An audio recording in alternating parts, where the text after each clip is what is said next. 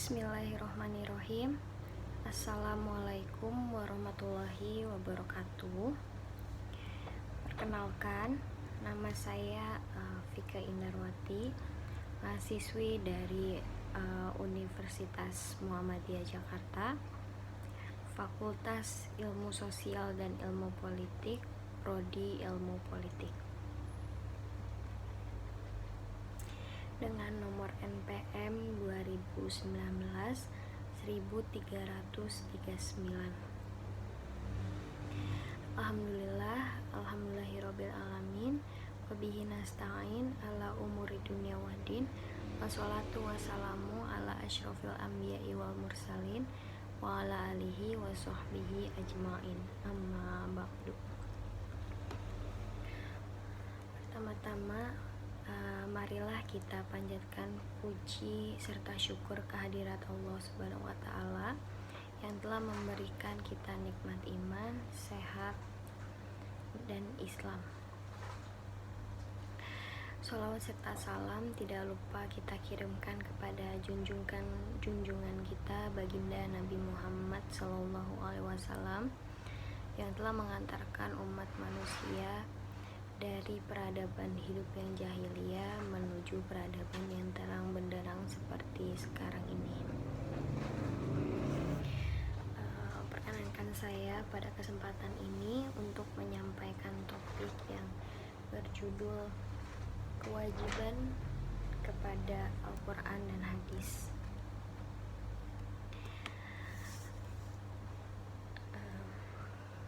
Saya akan menjelaskan beberapa kewajiban kita sebagai umat Islam terhadap Al-Quran dan Hadis. Al-Quran adalah satu-satunya Al-Quran adalah satu-satunya kitab suci di muka bumi ini yang terjaga keasliannya hingga hari kiamat.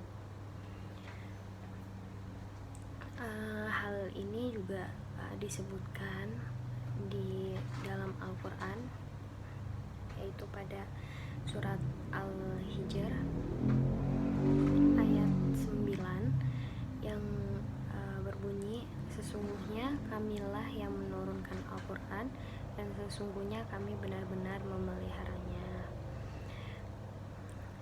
Maka dari itu, Al-Quran berfungsi sebagai pedoman hidup yang lurus bagi umat manusia agar hidup selamat dunia hingga akhirat. Lalu Allah juga menyebutkan dalam ayatnya, yaitu Quran surat Al-Isra ayat 9, sesungguhnya Al-Quran ini memberikan petunjuk kepada jalan,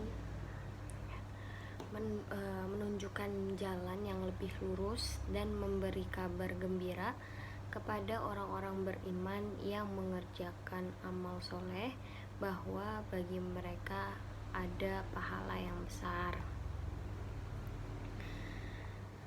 Lalu sekiranya ada 5 kewajiban kita sebagai orang beriman terhadap Al-Quran. Kewajiban yang pertama, membaca Al-Quran atau tilawah. Mengapa kita wajib membaca Al-Quran? Karena Al-Quran adalah pedoman hidup kita dan berpahala jika kita membacanya. Karena itu, membaca Al-Quran dengan benar adalah fardu ain, wajib untuk setiap muslim. Dalam hadis itu disebutkan, yaitu terdapat hadis riwayat Tirmizi yang berisi dari Abdullah bin Mas'ud radhiyallahu anhu berkata, Rasulullah SAW bersabda, siapa yang membaca satu huruf dari Al-Quran, maka baginya satu kebaikan dengan bacaan tersebut. Satu kebaikan dilipatkan menjadi 10 kebaikan. Semisalnya, dan aku tidak mengatakan alif lam satu huruf, akan tetapi alif satu huruf, lam satu huruf, dan mim satu huruf. Jadi setiap satu huruf hijaiyah itu dapat mendapatkan pahala 10 kebaikan. Kewajiban kedua yaitu menghafal Al-Quran atau Al-Hifzu.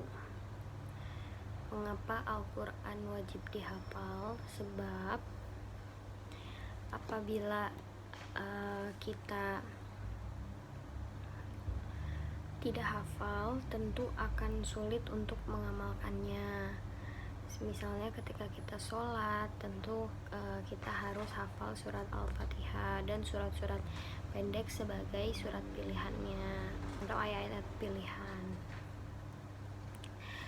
Sebab di akhirat nanti kita akan diangkat derajatnya oleh Allah sesuai dengan jumlah hafalan Al-Quran kita, seperti yang disebutkan di dalam hadis riwayat Tirmizi, yang artinya dikatakan kepada pemilik Al-Quran, bacalah dan naiklah serta bacalah secara tartil sebagaimana Anda membaca tartil di dunia, karena kedudukan Anda di ayat terakhir yang Anda baca. Pada hadis lain disebutkan, yaitu pada hadis riwayat Bukhari dan Muslim, yang artinya perumpamaan orang yang membaca Al-Quran sementara dia telah menghafalkannya, maka bersama para malaikat yang mulia, dan perumpamaan yang membaca dalam kondisi berusaha keras, maka dia mendapatkan 2 pahala. Kewajiban ketiga, memahami atau mentadaburkan kandungan Al-Quran. Untuk kewajiban yang ketiga ini ada pada surat An-Nisa ayat 82 yang berisi, maka apakah mereka tidak merenungkan Al-Quran? Kalau kiranya Al-Quran itu bukan dari sisi Allah, tentulah mereka mendapatkan pertentangan yang banyak di dalamnya. Lalu juga ada pada surat Muhammad ayat 24, maka apakah mereka tidak merenungkan Al-Quran ataukah hati mereka terkunci? Jadi kita juga harus merenungkan isi Al-Quran. Kita tadabur, kita renungkan yang dalam, renungkan secara dalam. Lalu kewajiban yang keempat,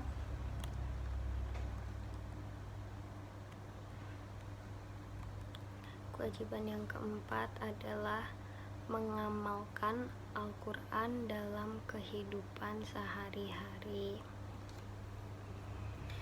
Allah berfirman dalam Quran surat Al-A'raf ayat 3 yang artinya, ikutlah apa yang diturunkan kepada kalian dari Tuhan kalian, dan janganlah kalian mengikuti pemimpin-pemimpin selainnya. Amat sedikitlah kalian mengambil pelajaran darinya. Bahkan akhlak kita sehari-hari sebagai pengikut Rasul adalah akhlak Al-Quran. Lalu kewajiban yang kelima adalah mendakwahkan Al-Quran kepada umat Islam, yaitu dengan menyebarkan nilai-nilai Islam yang rahmatil alamin melalui perkataan, perbuatan, media, tulisan, dan sebagainya.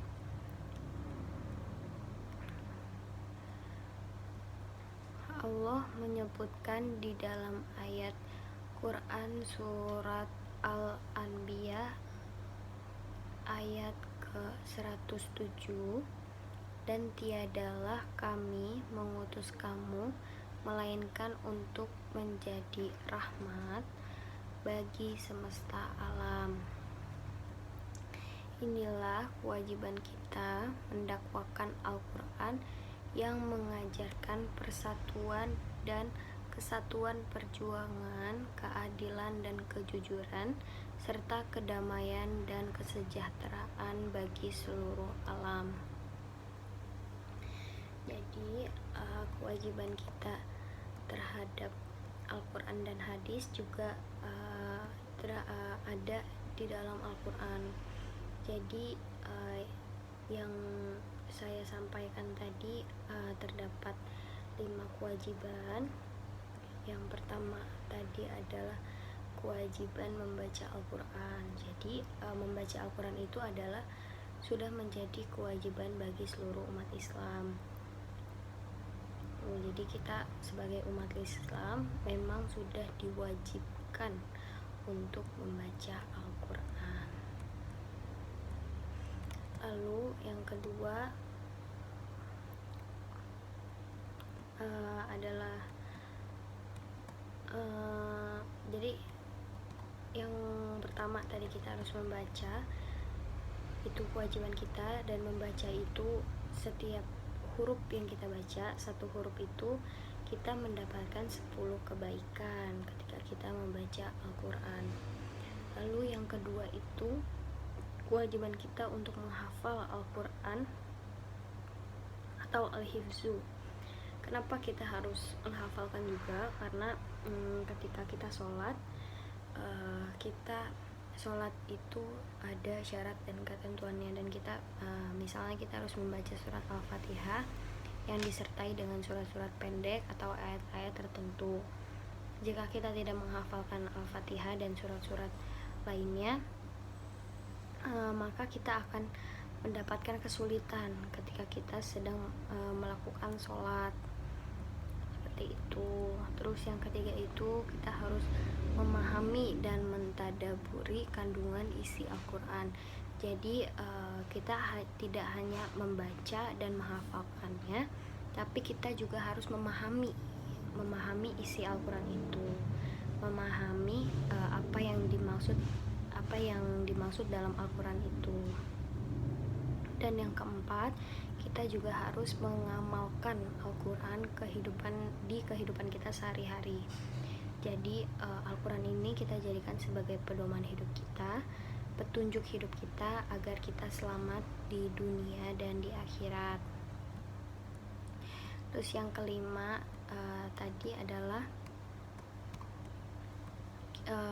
mendakwakan Al-Quran kepada umat manusia, dengan menyebarkan nilai-nilai Islam melalui perkataan, perbuatan, media, tulisan dan lain-lain. Jadi seperti kita mendakwahkan Al-Quran kepada umat manusia melalui perkataan kita seperti berdakwah, ceramah gitu. Terus perbuatan kita seperti sikap kita. Terus media itu seperti kita membuat website, blog, tulisan seperti kita membuat buku yang kita cetak dan dibaca oleh seluruh umat manusia. Jadi dari semuanya kewajibannya ada 5. Yang pertama itu kita membaca, yang kedua itu kita menghafalkannya, yang ketiga itu kita mengamalkannya, yang keempat itu kita memahaminya,